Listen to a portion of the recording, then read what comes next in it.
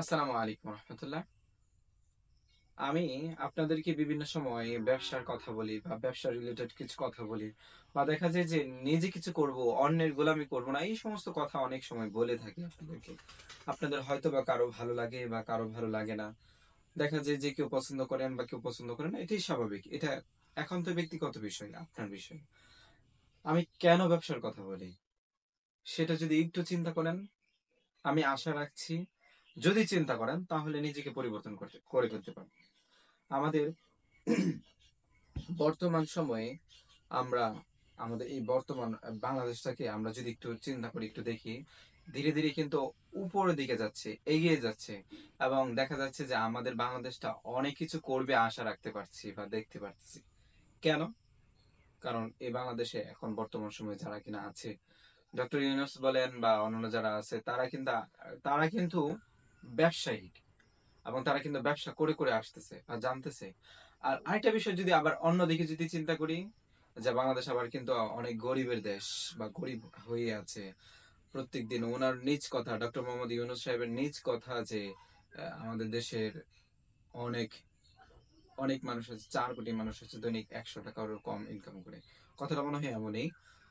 আমি এখানে ডক্টর মোহাম্মদ ইউনূস সাহেবেরকে উদাহরণ দিচ্ছি না বা বলতেছি না, আমি সবার জন্য বলতেছি, আমভাবে বলতেছি। আমাদের প্রত্যেকের উচিত ব্যবসা করা। আমাদের ইসলামিক স্বর্ণযুগগুলো যদি আমরা একটু খেয়াল করি, বা ইসলামিক যারা কিনা প্রথম দিক দিয়ে আল্লাহ রাসূল সাল্লাল্লাহু আলাইহি সাল্লামকে সহযোগিতা করেছিল, বা আল্লাহ রাসূল সাল্লাল্লাহু আলাইহি সাল্লামের সাথে সাহাবী রূপে ছিল, বা যারা কিনা ইসলামের শুরু লগ্নে ছিল, তারা প্রত্যেকজনই ব্যবসা করতেন। আবু বকর, উসমান। উসমানের ব্যবসার কথা তো এখনো পর্যন্ত আমরা এমন ভাবে জানি যে এখনো উসমানের ব্যবসা চলতেছে। উসমান রাদিয়াল্লাহু তাআলা আনহু, ওনার ব্যবসা এখনো চলতেছে। আপনি যান, আরব দেশে যান, দেখবেন বিভিন্ন জায়গায় উসমানিয়া যে সিস্টেমটা, উনি খেজুর বাগান করে গিয়েছেন, সেটা থেকে এখনো অর্থ আসতেছে। বা কূপ করে গিয়েছিলেন, সেটাতে সেই ব্যবস্থাপনা এখনো আছে। এই যে বিষয়গুলা, যারা কিনা প্রথম দিক দিয়ে ছিল, এবং আল্লাহ রাসূল সাল্লাল্লাহু আলাইহি ওয়াসাল্লাম ব্যবসায়িকদেরকে কি করতেন? উৎসাহিত করতেন। আপনি মনে করেন 30,000 টাকা বেতনে চাকরি করেন, সাপোজ। আপনার কি হবে? মাস শেষে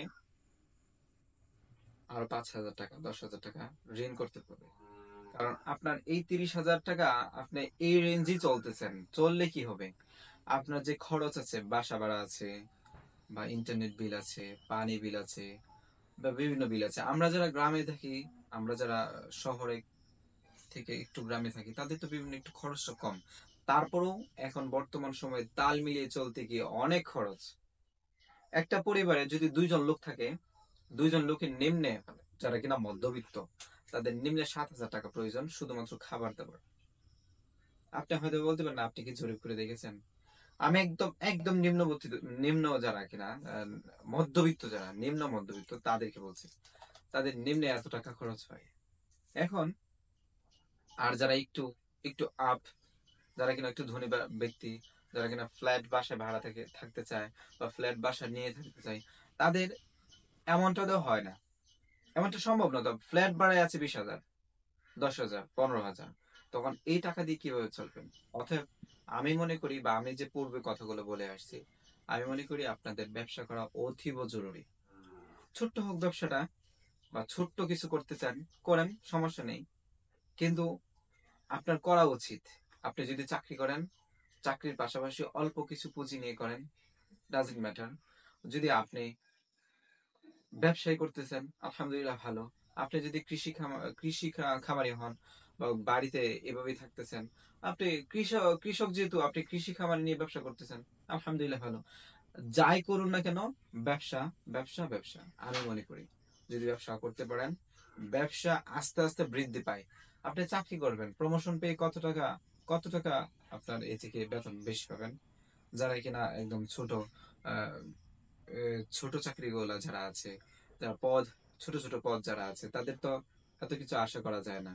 পরিবারের 7 জন 8 জন লোক, তখন তাদেরকে কিভাবে কি ভরণ পোষণ করবে? মাথা ছেড়ে দিবে, আপনার অবশ্যই মাথা ছেড়ে দিবে। অথবা আপনি যাই করুন না কেন, আপনাকে ব্যবসার দিকে ঝুঁকতেই হবে। যদি যদি বলেন যে আমরা সারা পৃথিবী যত লোক আছে সবাই যদি ব্যবসায়িক হয়ে যায়, তখন কিভাবে কি হবে? কিভাবে কি হতো? আপনি কৃষি খামারি, তারাও তো ব্যবসায়িক। যারা কিনা অন্যান্য বিষয় এই চালাচ্ছে, কৃষি, গরু পালতেছে বা হাঁস পালতেছে, মুরগি পালতেছে, এরা প্রত্যেকেই তো ব্যবসায়ী। ওরা এইদিকে ব্যবসা করতেছে। আপনি যদি স্কুল কলেজের টিচার হন, আপনি এদিকে ব্যবসা করতেছেন। তবে এটা একটু অন্য লেভেল নেন, অন্য দিকে নেন, এইদিকে আপনার ব্যবসা হইতেছে। আপনি যদি স্কুল কলেজে প্রধান হন, আপনারও ব্যবসা হচ্ছে, আপনিও ব্যবসায়িক হয়ে যাচ্ছেন বা ব্যবসায়িক, আপনি ব্যবসায়িক। তো একটু ব্যবসাটাকে একটু আপ করেন, একটু বাড়াই নেন, উপরে তোলেন। আর যে যেটাই করুক না কেন, প্রথমেই আমাদেরকে চিন্তা করতে হবে আমাদের ব্যবসায়িক হতে হবে। তবে সেই প্রথম চিন্তাটার মধ্যে আরেকটা চিন্তা অ্যাড করতে হবে, সেটা কিনা সত্য ব্যবসায়িক। কিন্তু হাদিসে কিন্তু এসেছে যে যারা কিনা সত্য ব্যবসায়ী তারাই সিদ্দিকিনদের সঙ্গে তাদের জান্নাত হবে।